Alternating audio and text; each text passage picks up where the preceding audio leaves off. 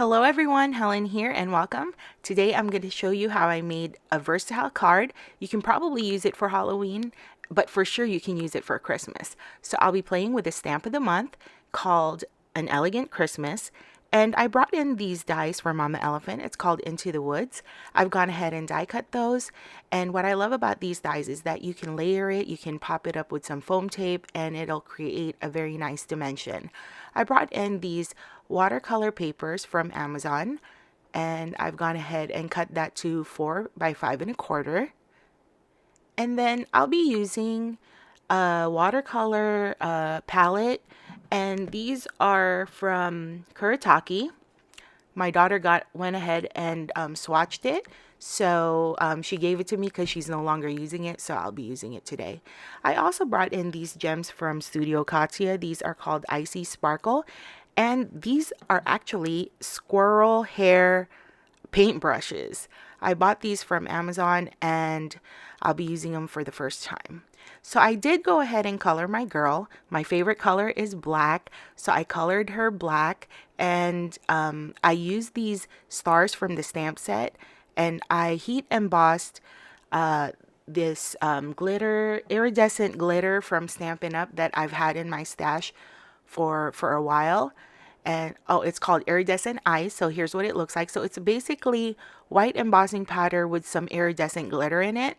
So as you can see on the dress, it looks like it's like there's a, what is it called, a tulle like on top of her black dress. So I really like that effect. And I did also use the Kuretake watercolors for those, and I did stamp the sentiment with a Versamark.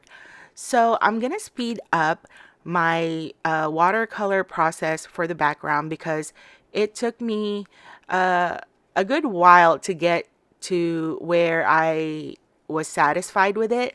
The colors that I chose are the darkest blue and of course black, and I was just trying to go for a midnight dark blue sky. I am not a pro at watercoloring, nor am I used to making backgrounds, but I sometimes like to challenge myself to not use pattern paper because I'm known for using pattern paper. And sometimes, I just want to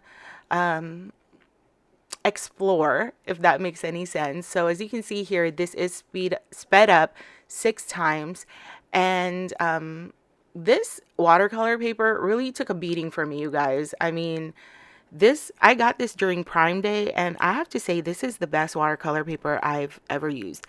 Now, I've used Canson watercolor paper before, but I actually like these better.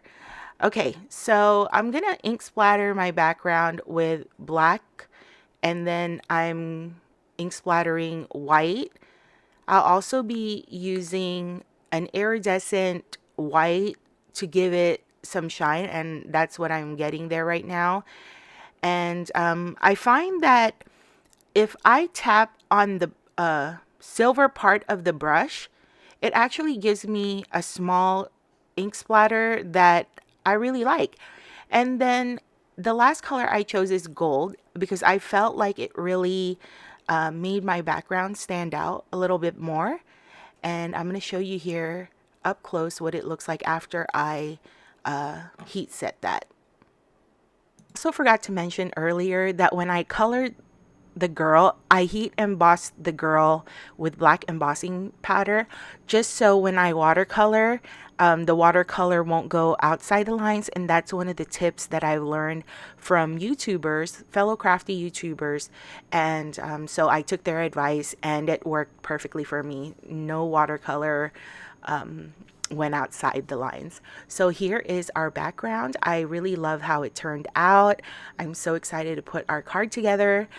And so I've gone ahead off camera. I put foam tape on the back of one of my front card panels. And then I'm going to take some of that water and I'm just going to put a little bit of a hint of gray color on there, and so as you can see it is subtle, but I just wanted a little bit of color on that, and that one was a little too light, so I went back on my watercolor palette and I added a little more black. And I didn't mind the watercolor being, you know, outside the lines there, because, you know, I was just going for a kind of like a spooky or wintry background. So as you can see, you can't really tell. I'm going to go ahead and take the backing off. And I did keep my mistakes here because I really want you guys to see that, you know, we can work around our mistakes. So you'll see here in a little bit what I did. So as you can see, my front card panel is super saturated without water because I'm not using a watercolor paper, which I probably should have used more of these watercolor paper that I use for my background.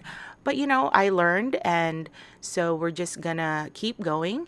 I'm gonna go ahead and adhere my background on my card panel, and I didn't use glue because it was already super warped, and I really wanted a strong tape to adhere on that card panel. So as you can see here, I taped my wood into the woods background, like the front part of it. So I didn't want to take an eraser thingy to take off the adhesive, so I just went ahead and die cut another piece of the panel there, and I covered my oopsie, and on top of that it's covering the super saturated tree. I didn't put any more color to that because I felt like the background was already a nice contrast, and so I placed the girl in the front with some glue as well as my sentiment, believe in the magic. And so as you can see, it could be a Halloween card, you know, because believe in the magic, or it can be a Christmas card. It can actually also be a New Year's card. And I'm going to finish this off with the Studio Katia Icy Sparkle embellishments, and I love how this card turned out. It is so beautiful. I love her dress, you know, and I made another one. This one I colored the dress red, so this is perfect for a Christmas card. I hope you guys enjoyed this process. I really enjoyed creating the background and just, you know, doing something that I don't normally do. Let me know in the comment section below which card you like best, whether you like the black dress or the red dress or both. I love reading all of your comments. Thank you guys so much for watching, and I'll see you on my next video. Bye!